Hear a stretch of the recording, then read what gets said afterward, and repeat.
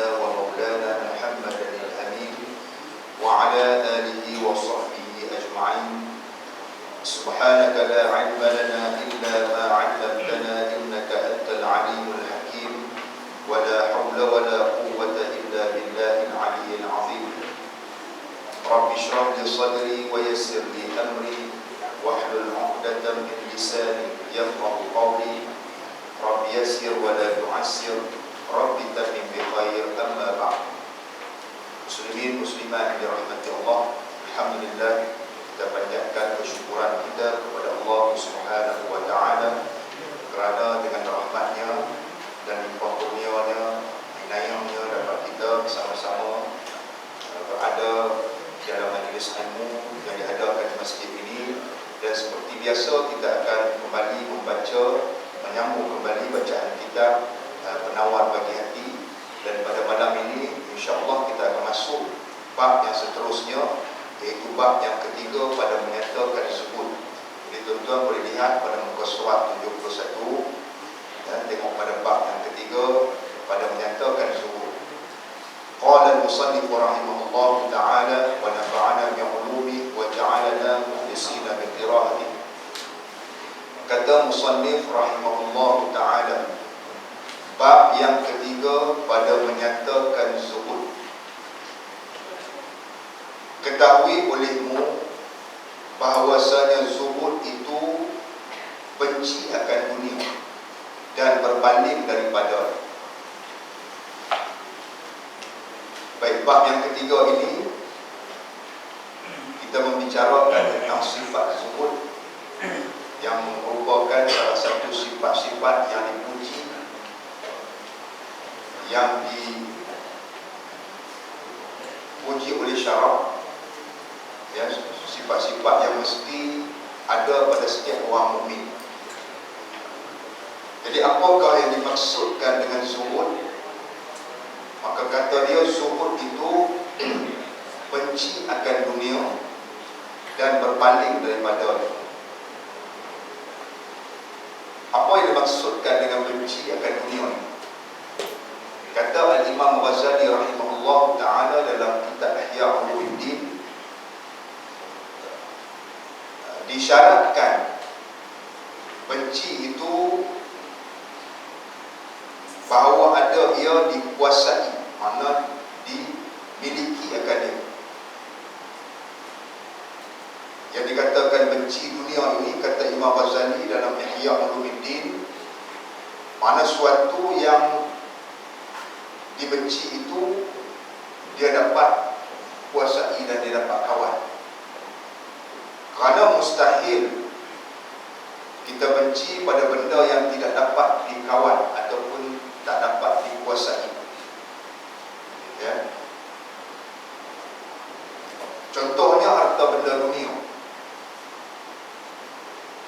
Orang yang zuhud ini mereka benci terhadap dunia, dengan makna dalam hati mereka, mereka dapat mengawal hati mereka, ya, dapat kuasai hati mereka daripada kasih terhadap harta benda dunia. Bila seorang itu dapat mengawal hatinya daripada kasih terhadap harta benda dunia, maka di situ akan lahir rasa benci terhadap dunia, ya. Maka dari situlah akan lahirnya sifat zuhud. Jadi kesimpulan dia, zuhud ini ialah sifat atau kelakuan hati manusia, bukan perbuatan. Zuhud ini ialah sifat dan kelakuan hati manusia, bukannya perbuatan. Seperti seorang yang zuhud, kita melihat dia berpakai pakaian yang pakaian orang fakir misalnya, pakaian yang buruk-buruk, bertampung-tampung, dan tidak memiliki harta, ya. Itu anggapan pada kebiasaan orang ramai mengatakan dia zuhud.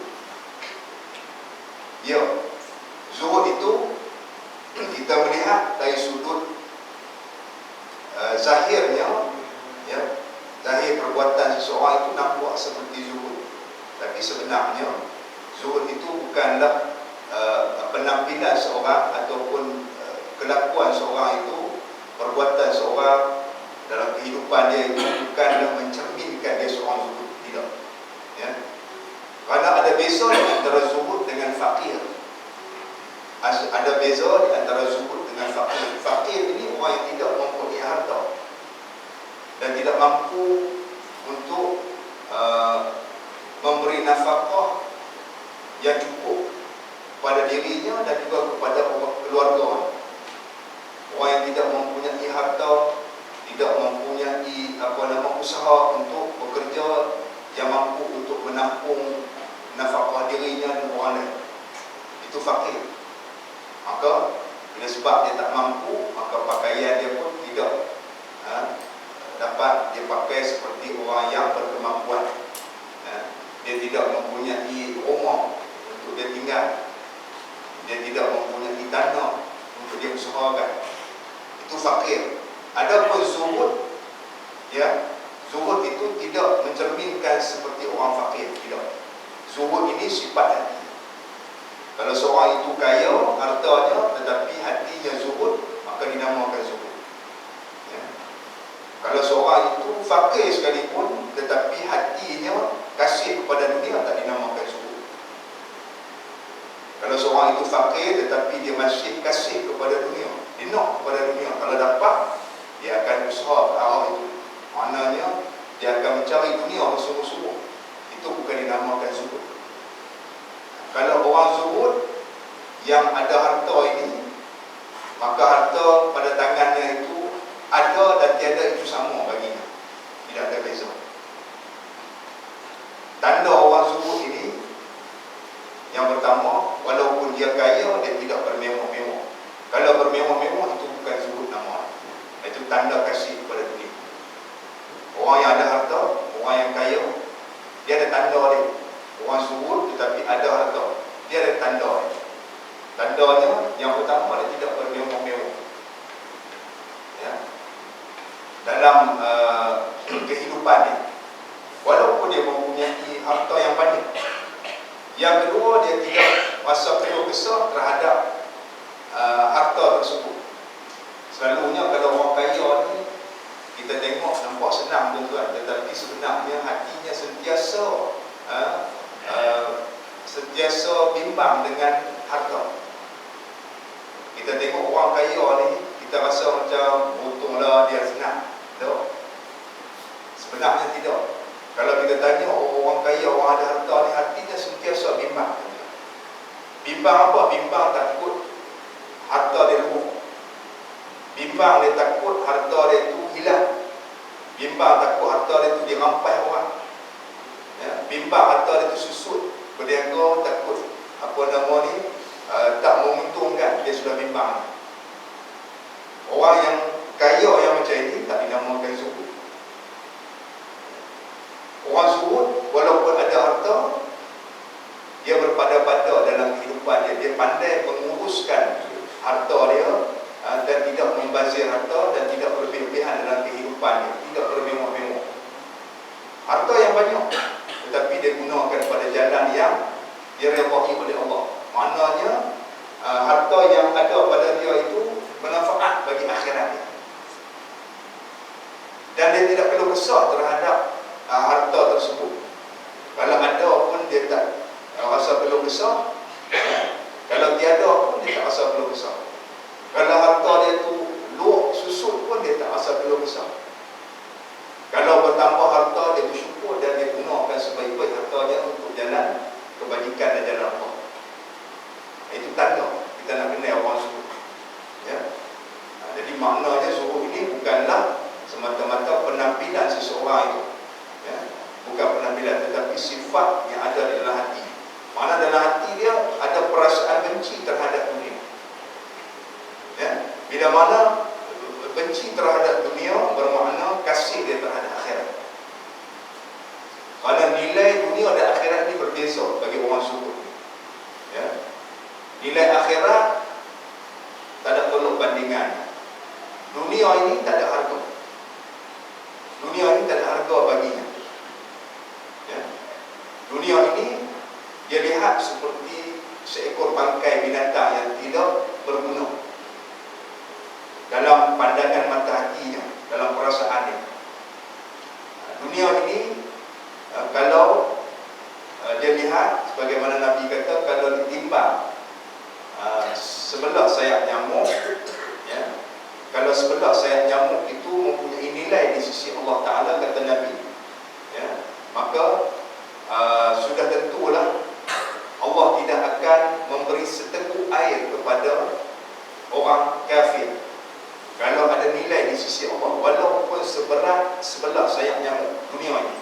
Kalau ada nilai dunia ini, kata Nabi, di sisi Allah, kalau ada nilai, walaupun nilai itu seberat sebelah sayap nyamuk, maka sudah tentu ada nilai di sisi Allah. Sudah tentu Allah Ta'ala tak akan memberi seteguk air kepada orang-orang kafir. Maknanya di sisi Allah Ta'ala ini, dunia ini tak ada nilai sedikit. Sebab itulah diberikan nikmat dunia ini, dimiliki nikmat dunia ini oleh orang-orang yang tidak beriman dengan Allah. Kalau tidak ada nilai di sisi Allah, maka orang zuhud dia melihat seperti itu dan berpaling daripada dunia. Hatinya berpaling daripada dunia. Hatinya tidak tertumpu dan kasih terhadap dunia, ya. Baik, zuhud ini, kata ulama, siapakah orang yang mula-mula yang mengamalkan zuhud ini? Kata ulama, orang yang mula-mula zahid, ya, di kalangan tabi'i ialah Umar bin Abdul Aziz, ya, salah seorang daripada khalifah Bani Umayyah yang terkenal dengan keadilan di dalam pemerintahan, ya.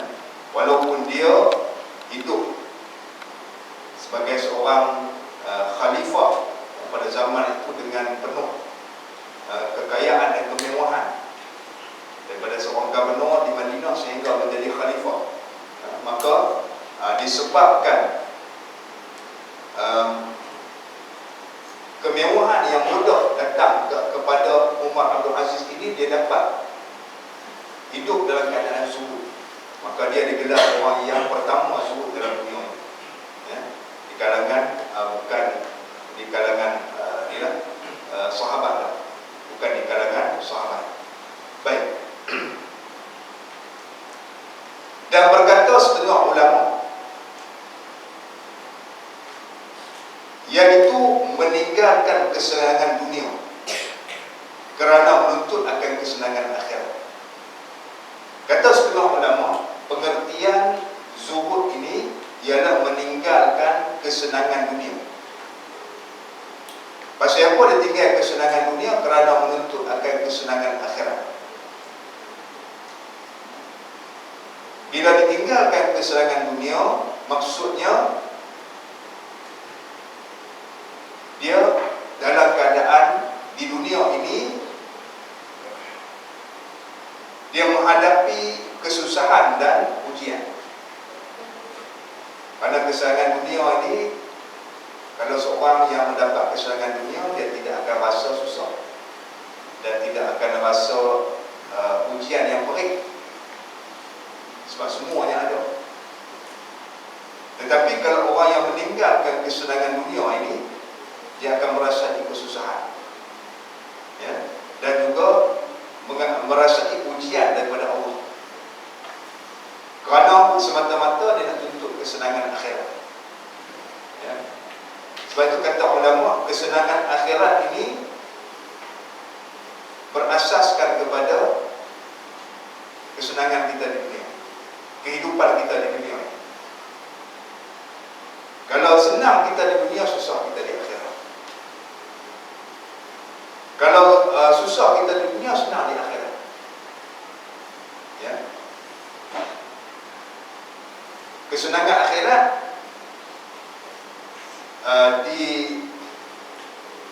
diukur dari sudut kehidupan kita dalam dunia.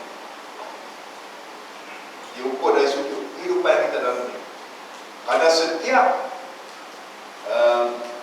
ujian yang Allah Ta'ala bagi kepada kita, setiap kesusahan, bila kita bersabar dengan kesusahan pujian tersebut. Nanti dalam bab yang seterusnya, bab sabar, kita akan bincang perkara ini. Ya. Maka di situ Allah Ta'ala akan memberi balasan yang tidak terhingga. Bagaimana Allah Ta'ala sebut dalam Quran, innama yuwaffas sabiruna ajrahum bighairi hisab.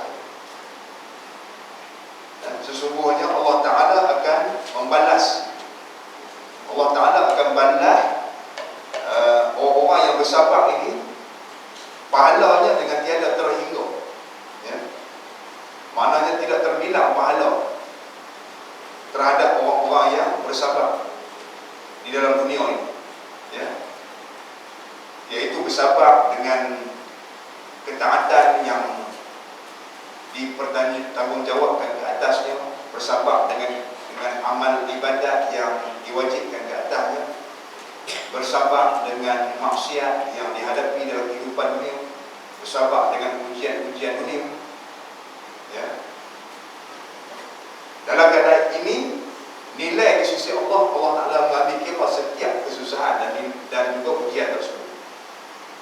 Jadi di antara orang yang dikatakan zuhud ini, dia tinggalkan kesenangan dunia. Sebab itu saya kata, seorang itu yang ada harta sekalipun, kalau dia ada harta, itu bukan bermakna dia tidak zuhud. Tengok pada tanda dia. Kalau hidupnya dalam kesenangan dan kemewahan, itu bukan zuhud, walaupun dia mendakwa dirinya zuhud. Tapi kalau seorang yang mempunyai harta, tapi dalam kehidupan dia itu yang sangat sederhana, tidak mengecap kemewahan dunia, bahkan dia benci terhadap kemewahan dunia, harta yang banyak dia buat apa? Untuk jalan Allah. Ini orang-orang yang zuhud.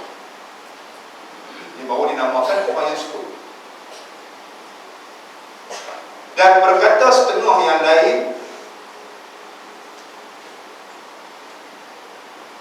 menyempitkan atas qadar yang sangat berhajat daripada barang yang diyakinkan akan halal, bukan hal, kena berhenti halal, akan halalnya, bukan hal, salah. Kalau kitab tuan-tuan dia tulis hal, itu salah, halal. Setengah kitab dia tulis halal. Baik. Kata setengah ulama yang lain, pengertian zuhud ini apa?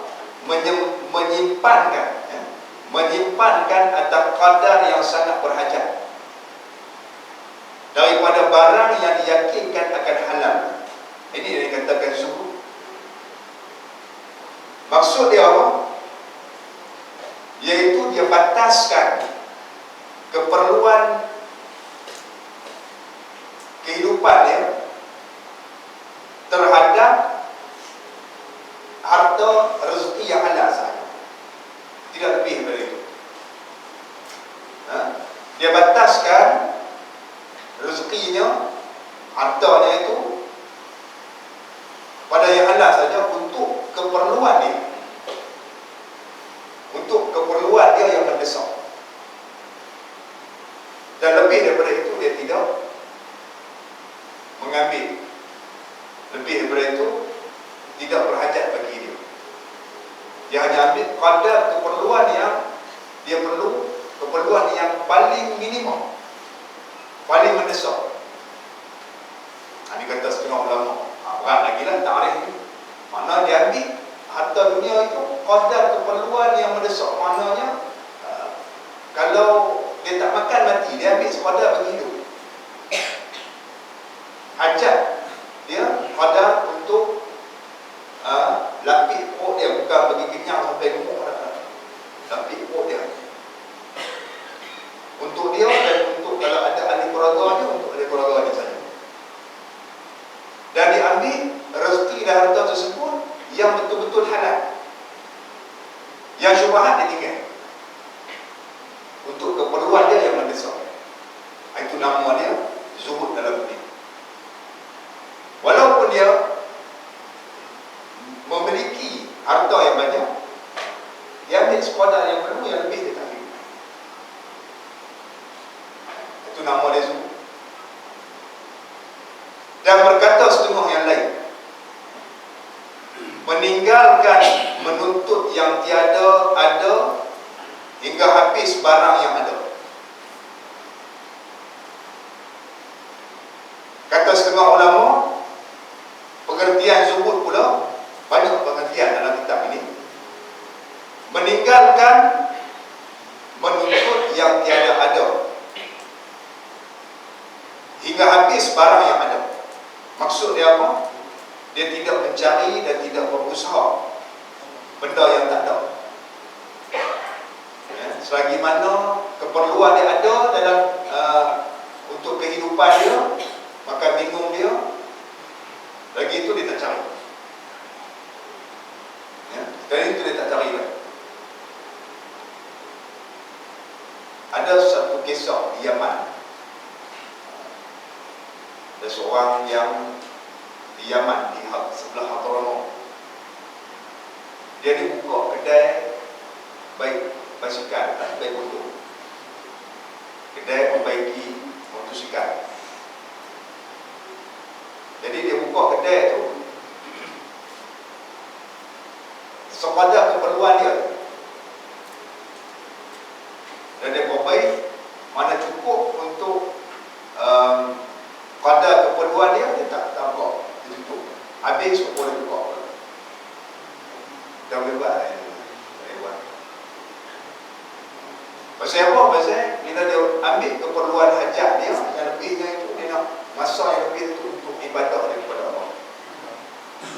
Dia ambil keperluan dia sahaja. Sedangkan dia boleh buka setiap masa dan ketika untuk mengumpul sebanyak mana harta. Tapi tidak. Selagi mana tak habis apa yang ada dalam tangan dia, lagi itulah dia tak akan mencari benda yang tidak ada. Ini pengertian zuhud. Ya. Sebagian ulama mentakrifkan begini. Baiklah. Dan bahawasanya zuhud itu satu kelakuan hati yang dipuji, yang menyebabkan ia akan kasih Allah Ta'ala. Dia kata zuhud ni apa? Zuhud ni satu sifat yang terpuji di sisi Allah. Satu sifat mahmudah. Yang sifat ini Allah Ta'ala akan kasih pada setiap orang yang zuhud. Bila ada sifat ini, sifat dalam hati seseorang itu, dia zuhud terhadap dunia, maka itu punca kepada mendapat kasih sayang Allah Ta'ala. Kita nak dapat kasih Allah ni dia. Nak mendapat kasih Allah Ta'ala, Allah Ta'ala puji. Kita benci kepada dunia ni, Allah Ta'ala puji. Ya. Ada orang dia sangka Allah Ta'ala bagi segala-galanya kepada dia. Dan dia sangka Allah Ta'ala bagi itu dia betul. Sedangkan dia menderhaka kepada Allah. Dia ada harta, dia ada kesenangan hidup, dia ada perniagaan yang tak pernah rugi, bahkan sentiasa bertambah-tambah hartanya, bertambah-tambah untung berlipat kali ganda perniagaannya. Dan dia tidak menjunjung perintah Allah. Tak semayang, cari harta tu pagi, petang, siang, malam sampai semayang boleh tak kira pasal dia rasa bila dia cari harta gitu, tak ada Allah Ta'ala nak kenakan bala ke atas dia. Maka dia sangka kata Allah Ta'ala itu kasih kepada dia. Itu salah. Allah Ta'ala dia bagi nikmat kepada hamba, dia bagi belakang. Pada Allah Ta'ala ada sifat Ar-Rahman. Ya. Allah Ta'ala bagi nikmat pada orang yang menderhakai Allah. Rasul kata ni orang yang mensyirikkan Allah, pada Allah Ta'ala bagi nikmat. Orang yang menentang Allah Ta'ala, Allah Ta'ala bagi nikmat. Tuan-tuan tengok orang yang mensyirikkan Allah diberi kekayaan lagi hebat daripada orang yang beriman. Orang yang nak memusnahkan Islam, Allah Ta'ala bagi kuasa dia dalam dunia, pegang dunia. Tak ada heran. ingat. Ulama kata Allah Ta'ala memberi nikmat ini dua. Yang pertama, Allah Ta'ala bagi nikmat kepada hamba dia, ya, atas dua jalan. Yang pertama, Allah Ta'ala bagi nikmat dalam keadaan Allah Ta'ala murka.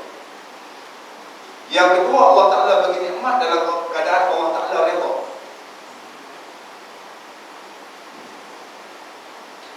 Macam kita lah, kita ada anak, ya.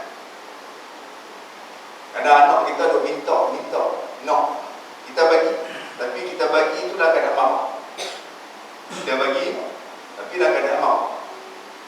Ada juga anak kita minta, tapi kita bagi dah keadaan redha.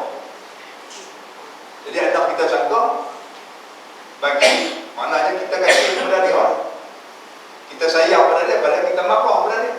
Dah minta, bagi, nak ambil. Itu bandingan kalau kita nak faham itu.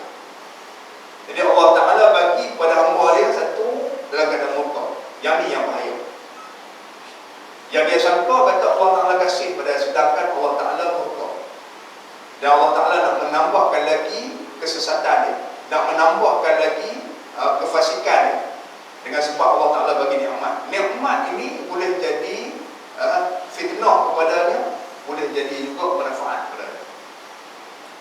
Kalau Allah Ta'ala murka, itu fitnah. Kalau Allah Ta'ala redha, itulah dan manfaat bagi dia untuk akhirat. Maka sebab itu dia kata zuhud ini satu sifat hati, bukan kelakuan zahir, sifat hati. Macam saya sebutkan tadi, tidak semestinya orang fakir itu zuhud. Tak semestinya orang yang fakir itu zuhud, ya. Karena ada orang fakir yang tamak kepada harta. Kalau dia dapat, dia kasih kepada harta. Tidak semestinya orang yang berharta itu, orang yang kaya itu tidak zuhud. Tak semestinya. Cuma kita tengok tanda-tanda macam disebutkan tadi. Kalau dia hidup dalam bermewah-mewah, itu bukan zuhud nama, ya. Orang yang ada harta ni, ada yang hidup dia bermewah-mewah, ada hidup dia tidak bermewah. Kita tengok. Baik. Satu kelakuan hati yang dipuji, yang menyebabkan akan kasih Allah Ta'ala. Mana sifat zuhud ini sifat yang akan mendapat kasih Allah. Dan sekalian manusia. Begitu juga kelakuan yang dipuji ini, sifat zuhud ialah kelakuan hati yang dipuji, yang menyebabkan akan kasih Allah dan sekalian manusia. Orang yang ada zuhud ini, yang pertama, dia akan mendapat kasih Allah. Yang kedua, dia akan dapat kasih manusia, ya. Akan orang yang bersifat dengan dia. Jadi kasih Allah Ta'ala dan juga sekalian manusia akan orang yang bersifat dengan dia dengan zuhud. Dapat dua tu. Orang yang zuhud dalam dunia ini, orang yang pertamanya dia akan mendapat kasih Allah, yang keduanya akan mendapat kasih manusia terhadap. Pasal apa? Kerana sabda Nabi SAW. Ini dalil. Ini dalil yang kata orang yang ada sifat zuhud ini punca untuk mendapat kasih Allah Ta'ala dan kasih sekalian manusia. Kata Nabi SAW, izhad fi dunya yuhibbuka Allah, wazhad fima fi aidin nas yuhibbuka nas. Artinya, zuhud olehmu pada dunia, nescaya kasih akan dikau oleh Allah Ta'ala. Dan zuhud olehmu pada barang di tangan manusia, daripada dunia itu, nescaya kasih akan dikau oleh manusia. Baik, Nabi kata,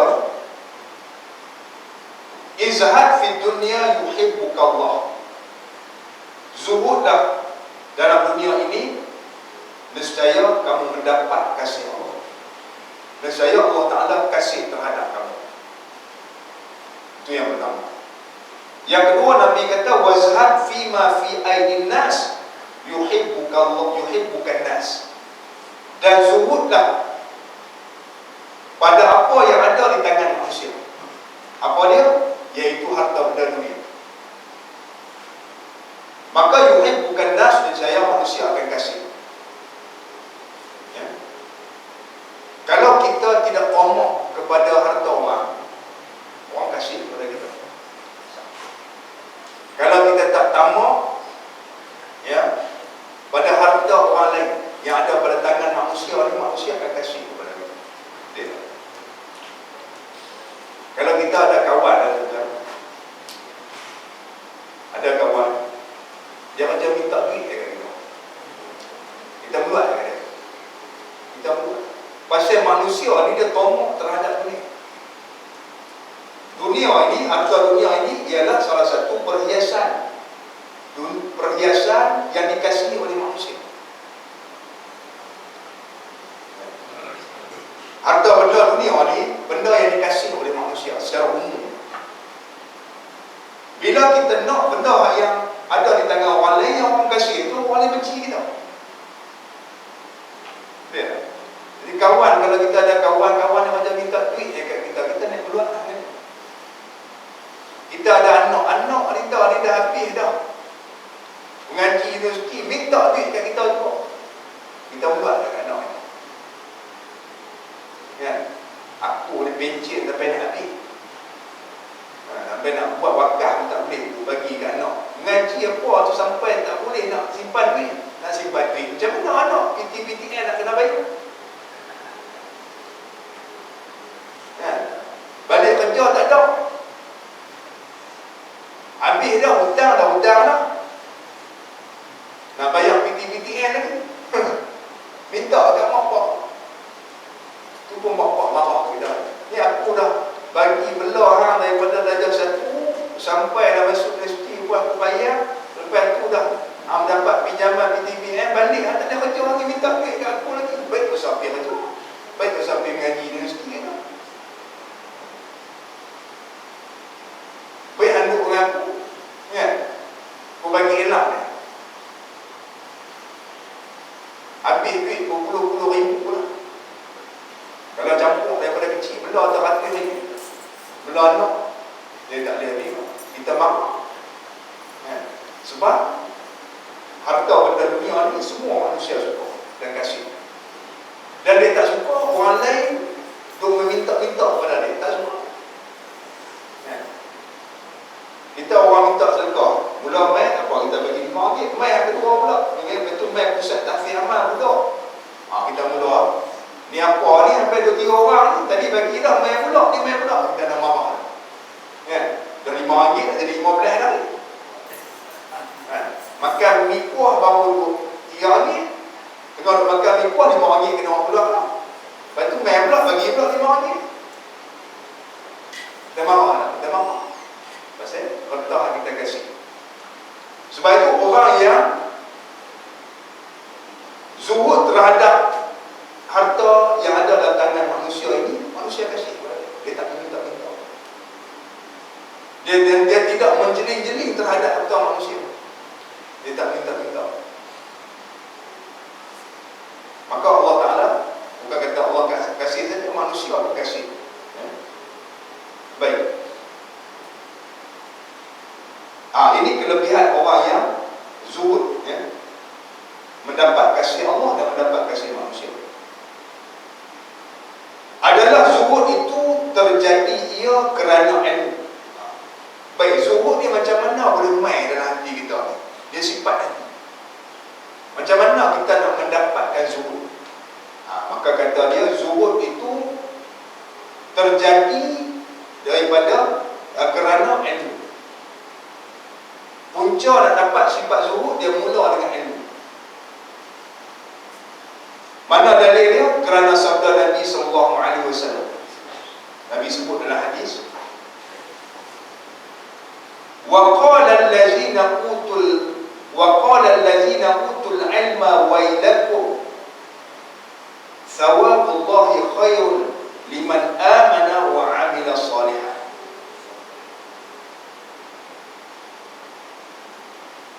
disebut dalam Nabi menghikayatkan firman Allah Subhanahu wa taala, ya, dalam surah Al-Qasas ayat 80. Wa qala allazina utul ilma wailakum thawabullahi khairul liman amana wa 'amila shalihan. Artinya, dan berkata oleh mereka yang diberikan akan ilmu. Apa dia kata? Celaka kamu, yang disalah kamu. Bermula pahala Allah Ta'ala itu lebih baik bagi mereka yang beriman dan yang beramal ia akan amal yang soleh. Itu dalil dia. Kata dia, telah menerang Allah Ta'ala di dalam ayat ini bahawasanya zuhud itu setengah daripada faedah bagi ilmu. Dalam ayat surah Al-Qasas ini Allah Ta'ala nak terang kepada kita, ya, nak terang kepada kita bahawasanya zuhud itu sebahagian daripada faedah orang yang berilmu. Maknanya orang yang ada ilmu ni, apa faedah? Antara faedahnya dia akan mendapatkan zuhud. Kalau orang yang tak ada ilmu ni, jauh daripada zuhud ni. Kerana orang yang diberikan ilmu, dia akan kata kepada mereka, wailakum, celaka kamu, ya. Dia kata kepada orang yang kasih kepada dunia, orang yang berilmu. Dia kata apa? Sawabullah khairul liman amana wa 'amila shalihan. Pahala Allah Ta'ala itu lebih baik bagi orang yang beriman dan beramal soleh, berbanding dengan harta dunia dan kekayaan dunia, kenikmatan dunia ini. Ini orang yang berilmu. Pasal apa dia kata benda tu? Kerana orang yang berilmu ni ada sifat zuhud. Sebab tu dia kata wa qala allazina utul ilma. Orang yang berilmu dia kata begitu. Pasal apa? Pasal dengan ilmu inilah dia akan mendapat zuhud dalam dunia. Dan ketahui olehmu bahawasanya zuhud itu beberapa pangkat. Dia kata pula, zuhud ini ada beberapa pangkat.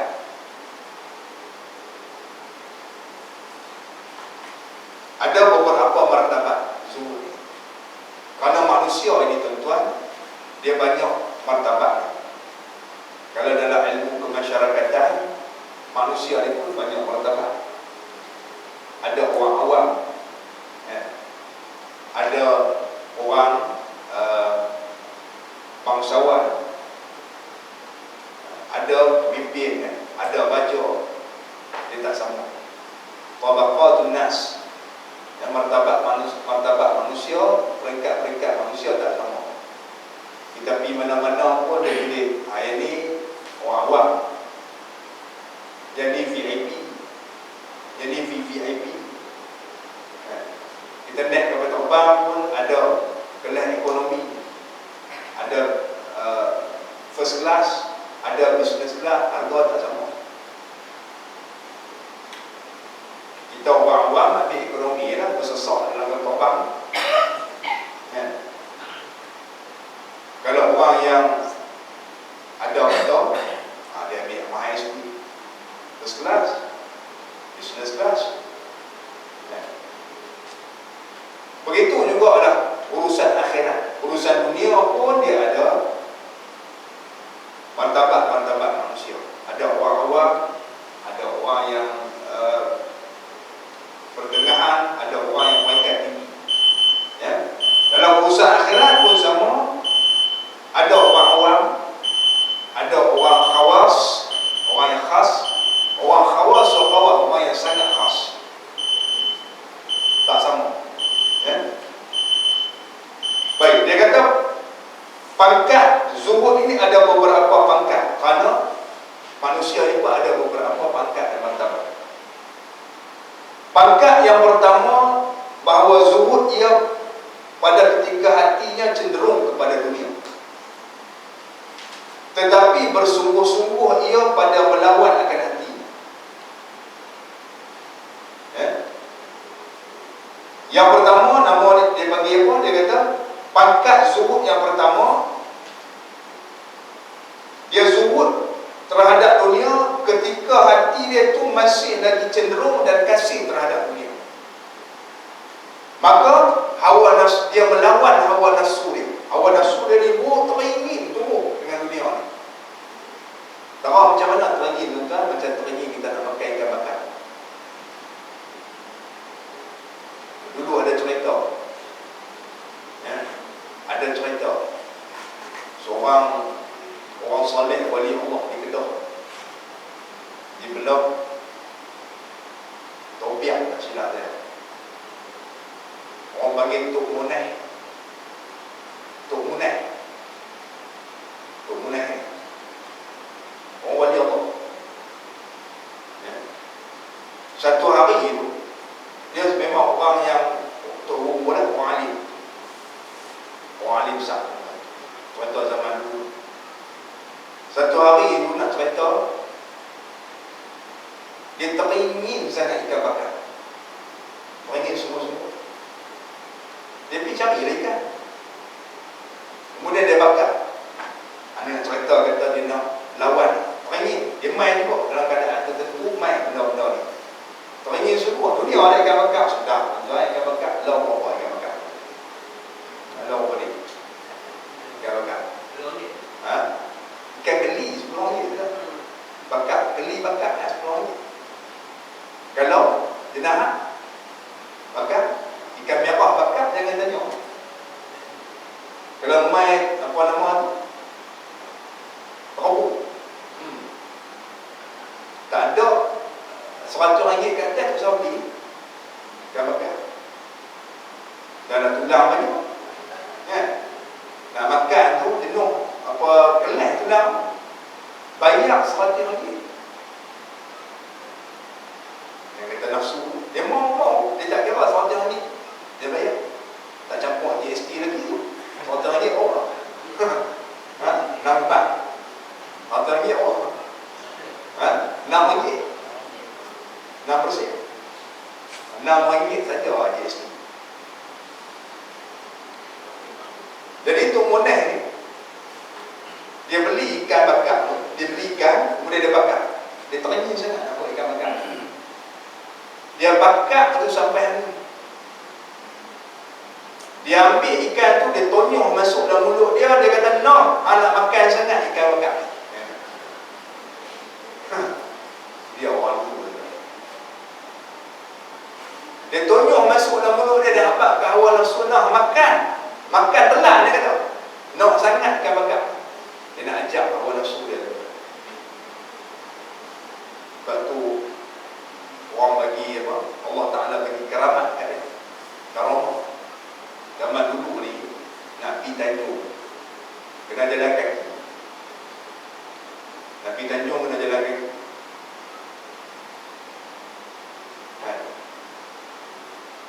Satu hari dia pergi, dia ajak anak-anak murid dia ni nak main ke Tanjung ni. Daripada sana, di tempat dia Kedah. Lepas tu keluar awal, dia kena keluar. Tanya lah, anak murid dia tanya tu, tak bawa makanan apa? Dalam bukannya rupa lah, tak bawa lah, tak bawa makanan. Kita singgah arena kedai berlambak-lambak pergi jalan. Jalan kaki zaman tu mesti nak kena bawa bukan. Jalan tu pula, jalan bukan jalan ada jalan raya ni, jalan dulu ni masuk jalan hutan. Dia kata tak payah bawa apa.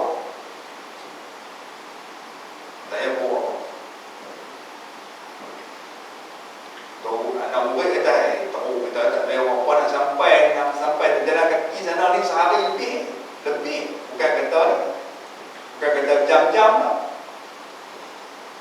Nak sampai habis ni. Bukan ada tengah jalan, waru-waru tak ada. Masuk jalan hutan. Lepas tu jalan api juga. Datuk Guru kata macam tu, anak murid ikut lah. Kan? Sampai tengah jalan, lapar. Jalan lama ni lapar. Tengah jalan, tengah hutan tu ada menggali. Omel roti. Menggali. Dulu roti menggali.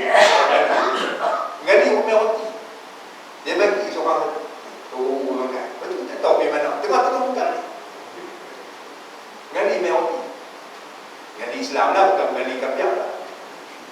Keli. Dia Mewati bagi. Anak murid yakin, kata tu dia tu. Yakin dia dengan Allah. Pada sudut dia dalam dunia, Allah Ta'ala bagi kemuliaan. Tak ada bawa. Tak ada bawa apa sikit pun. Dia ada di Thailand, baru meninggal tu orang tu. Seorang tu pun dan buat dengan dia. Anak dia cerita, dia pun pergi Bangkok. Dia kemudian anak dia dengan anak murid dia seorang, 3 orang. Naik kereta api sehari semalam nak sampai Bangkok daripada Sungai Golong. Sampai di sana, Tok Guru ni sepi, tak bawa ni. Tok Guru ni kaya tuan-tuan, ada kumpul getah tu saja berpuluh-puluh ikan. Kaya. Dia tak bawa duit. Bila sampai di sana, dia Tok Guru dia kata tak bawa duit. Dia kata, Tok Guru tak bawa duit ni, macam mana ni kita nak makan apa tengah-tengah Bangkok. Lepas tu sampai di Bangkok, turun kereta api, anak murid dia pun merongok. Dia kata, Tok Guru lapar.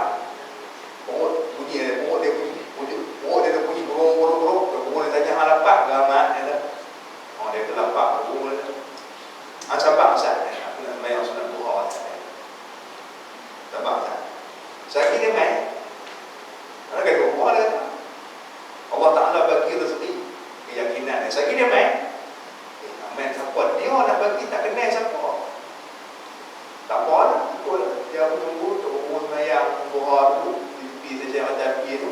Kemudian habis selesai, Tok Guru kata, jom kita berjalan pergi tukang. Duduk di tepi jalan tu, kat stesen minyak. Duduk 3 orang lepas tu, tak main seorang. Naik motor.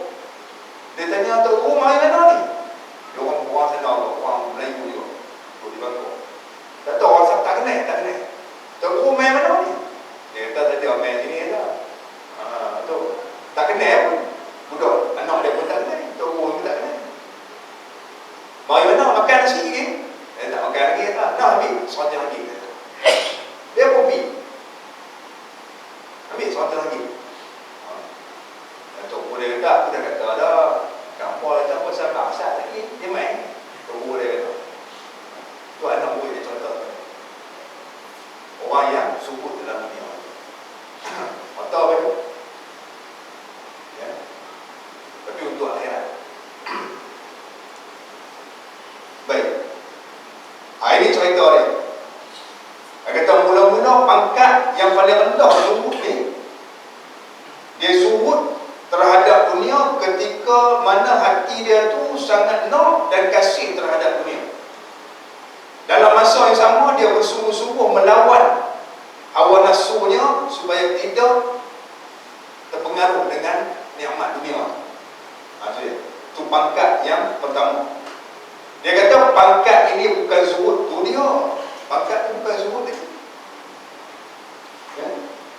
Tetapi permulaan bagi zuhud, mukadimah baru mukadimah dan permulaan bagi zuhud. Itu yang pertama. Bukan zuhud lagi tuan-tuan. Punya ilmu tasawuf, tuan-tuan nak nilai. Kita nak nilai diri kita baca ilmu tasawuf. Jangan kita pandang dari sudut yang negatif lah. Ada orang pandang sudut negatif. Apa ni mana ada lah, zaman moden ni macam ni punya ni mana ada lah. Itu negatif.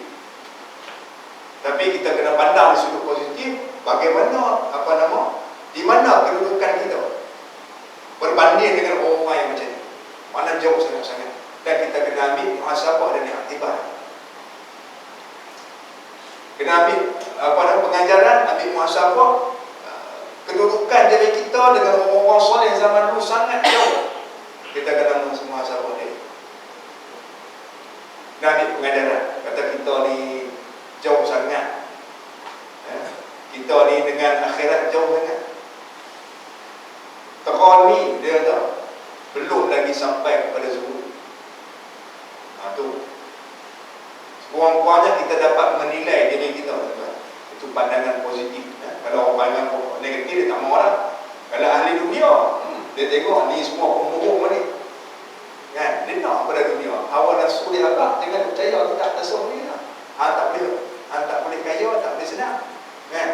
Dia akan yan'amu bil ayat al-Quran wa nusus wa hadis Nabi wa ahadits Nabi sallallahu alaihi wasallam. Dia akan bermain-main dengan ayat Quran dan juga hadis-hadis Nabi yang membolehkan boleh mencari harta, boleh mencari harta dunia ni. Dia akan bermain-main dengan ayat Quran dan juga dengan hadis-hadis Nabi. Orang yang macam ni, orang yang kasih pada dunia ni. Patut ilmu tasawuf ini nak ajak kita supaya kita sedar kedudukan kita ni terang mana, supaya kita boleh beramal dengan apa yang sifat-sifat yang ada pada Nabi, pada para sahabat, ulama salafus salih dulu, supaya kita boleh tahu kedudukan kita dengan mereka tu terang mana, jauh kita dengan mereka tu. Baik.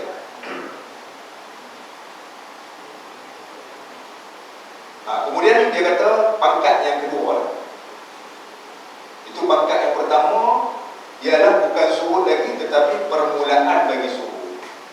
Dan kemudian kata dia pangkat yang kedua bahawa liar hatinya daripada dunia dan tiada cenderung ia kepada dunia kerana mengetahui ia akan bahawasanya tiada bisa menghimpun akan dunia dan akhirat. Itu pangkat yang kedua. Cukup sepada itu dulu pada malam ini. Allah Subhanahu wa taala.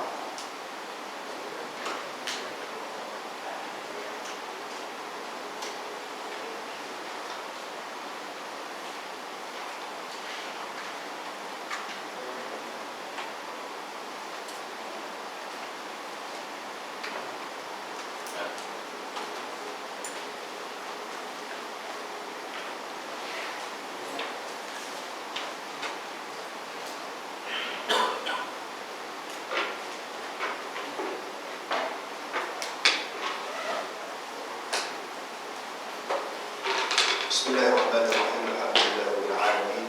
Wassalatu wassalamu taslim ala sayyidina wa maulana Muhammadin amin wa ala alihi wa sahbihi ajma'in. Allahumma arina al-haqqa haqqan warzuqna ittiba'ahu wa arina al-batila batilan warzuqna ijtinabah. Allahumma inna nas'aluka 'ilman nafi'an wa rizqan wasi'an wa 'amalan mutaqabbalan wa yaqinan shadiqan. Allahumma ij'alna mimman yastami'una al-qawla fayattabi'una ahsana. Ahsin khidamana ajma'in wa tawaffana muslimin. ربنا هب لنا من ازواجنا وذرياتنا قرة اعين واجعلنا للمتقين اماما. ربنا آتنا في الدنيا حسنة وفي الآخرة حسنة وقنا عذاب النار. وصلى الله على سيدنا